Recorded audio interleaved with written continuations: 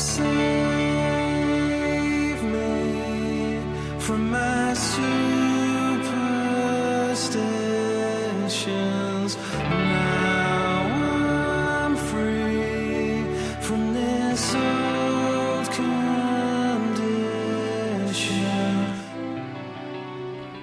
I do miss playing intimate venues, but I also love playing massive venues as well. You know, I mean, it's kind of hard to do something like Wembley Stadium and go, oh, I wish I was playing in the Cavern Club in Exeter. You know, I like it all. You know, I think they've all got something very different to offer, and you know, although you're playing the same songs and it's ultimately the same band, the experiences of playing in all these different types of venues are completely different. You know, festivals feel completely different to stadiums.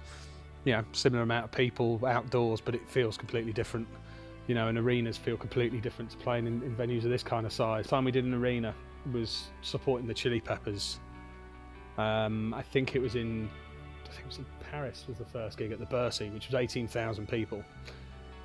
And we were first on. There was us, the Foo Fighters, and the Chili Peppers. So at the time for us, it was not long after the first album came out. You know, it was enormous. You know, the kind of thing you could only ever dream of doing. And I can remember being at the back of the stage, and obviously I think the venue was probably only half full at the time, and we had a 25-minute slot. And that moment when the lights went down and I heard the volume of 10,000 people cheering all at once was like, wow, it was so loud. You know, I couldn't believe it. And I think that's what you get when you play in stadiums. You know, you're talking about 70, 80,000. When you hear 70 or 80,000 people singing along to one of your songs, it's quite impressive. You know, it's you know, when the crowd almost become the band.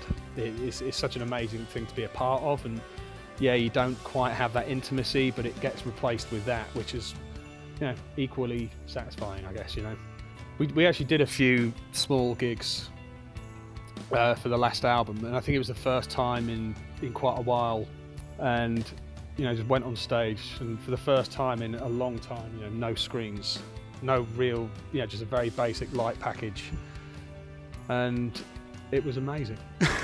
it was one of those gigs you come off stage and be like, wow, you know. It was, you know, partly, it's slightly nostalgic in a way because it reminds you of what where you came from and the gigs that we used to do, but I don't know, there was something about the crowd response that was really different. I'd kind of almost forgotten what it was like to play in a place like that, where, you know, as much as the screens and all the production stuff that you have in the big venues, it looks really, really impressive. And it's a big part of the show when you're playing in a bigger room or in an outdoor gig. But there's something about just being in a small room, and all that really matters is what's coming out of the speakers. I remember pulling up outside the venue. I don't think we'd ever played there. I think it was our first tour of North America. And it was kind of strange for us because we'd just come off the back of doing fairly big arenas throughout the UK and Europe. And we were starting from scratch again in America because we were back down to playing 400, 500, 600 capacity venues. And it was great because, you know, we obviously love playing in arenas, but to go back and experience that thing of playing in clubs again, you know, 6 years since starting was pretty amazing. But I think on that particular day we'd arranged to do a photo shoot in the venue. I think this was down by the toilets, and there was all these kind of weird hippie kind of colours everywhere and weird imagery going on. And I think we'd had quite a late poker night on the bus and everyone was really, really hungover. I think Matt's probably got a bit of makeup on there to cover up those bags. But yeah, it was quite a painful thing. I think we had to squeeze it in before the sound check and stand by some smelly toilets and do a photo shoot whilst we were all really, really hungover. It wasn't much fun, but the gig was amazing. Well, I think we first became aware of Storm Thorgerson probably because of Pink Floyd. And I mean, to be honest, growing up, I don't think Pink Floyd were a band that we particularly listened to, but when we made our first album, John Leckie the producer was constantly saying there's certain bits about our band that reminded him of Pink Floyd, which kind of prompted us to look into Pink Floyd and listen to some of their stuff, which obviously led us to the album covers and the artwork, which is where we first heard of Storm Thorgerson. And I think it was Absolution, the third album, where we actually approached him to potentially do the cover.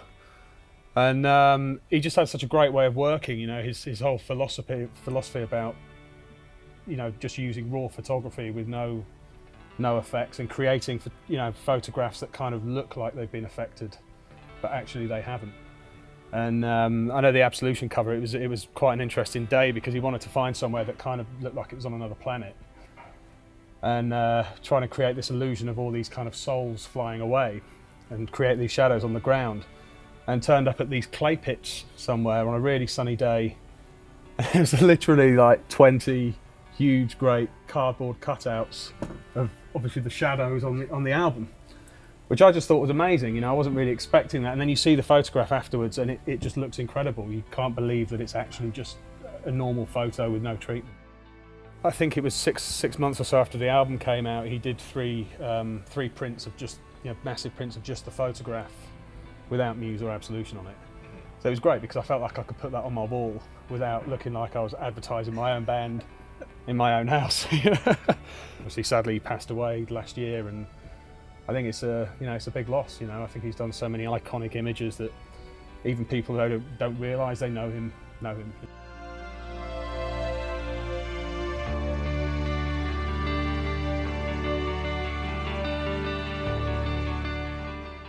So that was our first time headlining Reading, which was great because Reading was a festival we always used to go to as kids. I think I went in '94 and '95, and it was always that kind of dream of like, oh, you know, it'd be great one day if we could get big enough, even just to play at Reading, let alone headline it. So I think that was a fairly special night for the band, I think. It's always pretty terrifying when you have this stuff going on. I remember we did Reading and Leeds in 2011. They nearly stopped the show because the Reading and Leeds banners that they hang over the PA, they all caught on fire mid-set. We weren't aware of it until afterwards. But it was that hot. I think there was like 4 big blasts, and we had to keep it a certain distance away from the crowd, obviously, which meant putting it closer to us on the stage.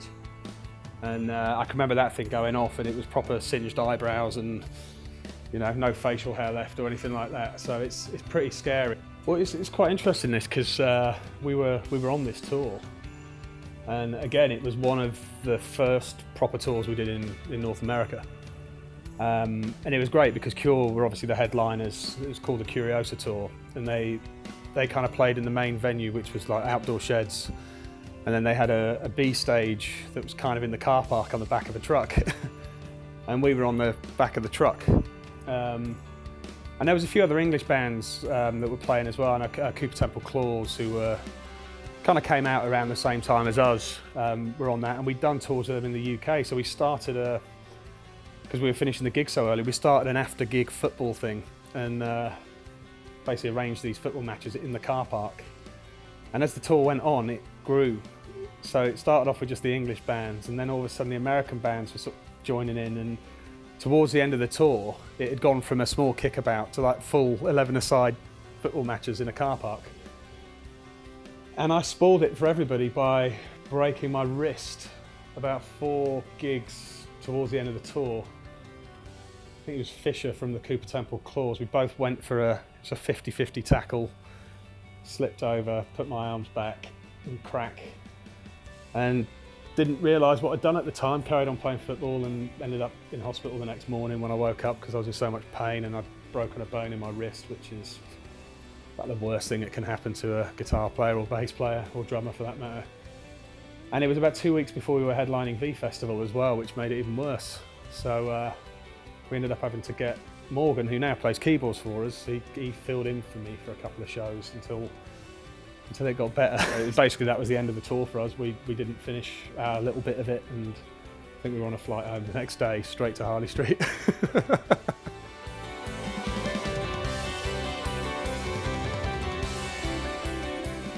You know, I've got tons of stuff actually because my iCloud is there.